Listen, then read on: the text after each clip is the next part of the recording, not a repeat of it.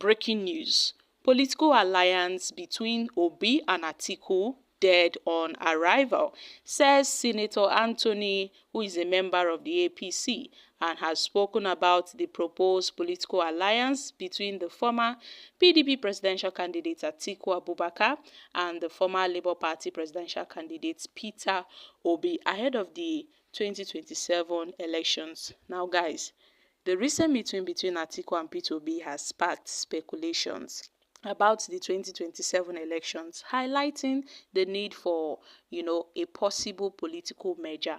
And a lot of political analysts have said that this would bring about success, between these two if they should merge together. If the main opposition party would merge with the Labour Party, which is Peter Obi, to form a united opposition against the APC ahead of the 2027's presidential election.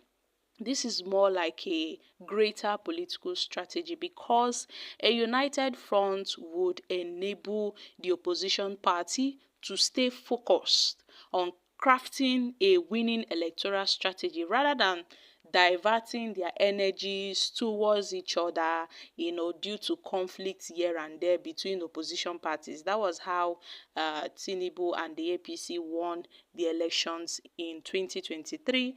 But now this seems to be, more of a big game. So ahead of the 2027 elections, if Atiku and Peter Obi are willing to put aside their differences and work together towards a common goal, then they would be victorious in the 2027 elections. But now, a senator of the APC, who is a member of the APC, Senator Anthony Adeniyi, has spoken about this proposed political alliance between Atiku and Obi, and he said that there is no reason for the APC to be concerned about this merger. Guys, this is interesting.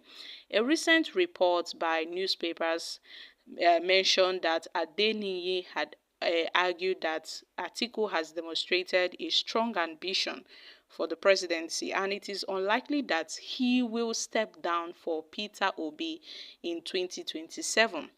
He said he believes that Peter Obi will not agree with Atiku, that the presidency should go to the north.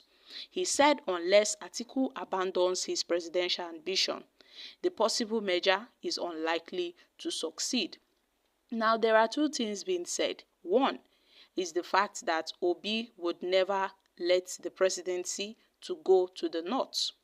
Secondly, he mentioned that Atiku wouldn't want to abandon his presidential ambitions just to form a possible merger with Peter Obi. Now, the thing is, if Peter Obi should form a merger with Atiku Abubakar, and now Atiku agrees to rule for one term in office, that's 4 years, and then Obi gets to take over and continue from where he stops. This would be a win-win for the opposition parties, as this would be an opportunity of removing the APC from power, letting the North to take over, and afterwards Obi will then continue from where Atiku stops, because Atiku wouldn't, go ahead with a two-tenor. It has to be a one-term, race. He has to rule for 4 years and afterwards hand over power to the next person. That's a person of, the southeast extraction, which would be Peter Obi, if they would be a possible merger. So we have two things here. And recently, Atiku had made it known that if need be, that the party says he should go ahead and drop his presidential ambition, for another person to take over, he will be willing to do so if need be. If it comes to that stage, he would definitely drop his ambition. But then, guys, we can't trust the words of these politicians, especially, that of Atiku, who seems to be very, very desperate and ambitious to clinch to this seat of the presidency. I mean, Atiku has contested with Mohamed Buhari in 2019, contested with Atiku Abubakar. Even before then, he has been contesting and failing on several occasions. Now, in Adeniyi's words, he mentioned that he doesn't see Peter Obi agreeing with Atiku, that the presidency should go to the north. So he doesn't see the merger coming to fruition, except Atiku can plunge himself of his ambition to rule Nigeria. Then this possible merger is dead on arrival. Now let's not forget that this merger talks is just ongoing, as they are yet to make a final conclusion. Yes, they are yet to make a final conclusion on this. And it was argued that Atiku has demonstrated a strong ambition for the presidency, and it is unlikely that he will step down for P2B in 2027, as he did not step down for anybody in 2023. So it would be quite rare and almost impossible for him to step down for anybody. And according to this senator, he said he believes that Peter Obi will not agree with Atiku that the presidency should go to the north. He said unless Atiku abandons his presidential ambition, the proposed merger is unlikely to succeed. Well, my country people, this is the APC. Now, this is coming from the APC senator who said the APC are not shaken by the words of a possible merger between these opposition parties. They are not shaken in any way.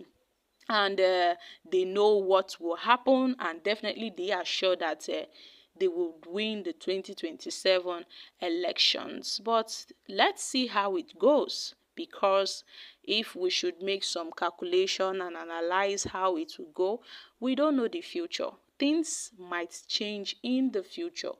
But let's just assume Peter Obi gets to merge with Atiku Abubakar, and Atiku tends to rule for one tenure, that's one term, for 4 years, and then hands over to P2B.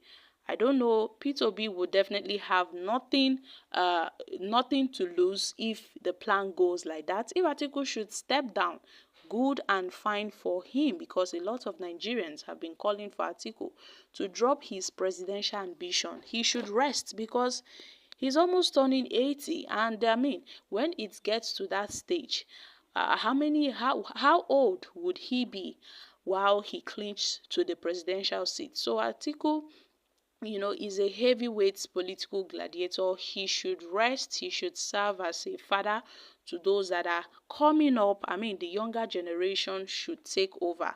Atiku has really tried his best.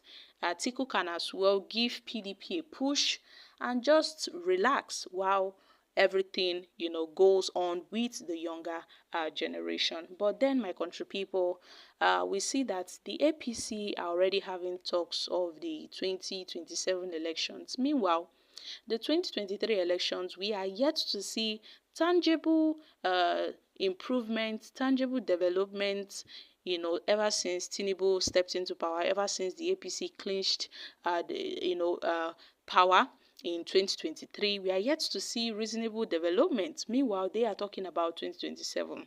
So this is just too much. I mean, it is too early to start talking about the 2027 presidential elections. So guys, I'm dropping here. Kindly share your thoughts on this in the comment section. Thank you.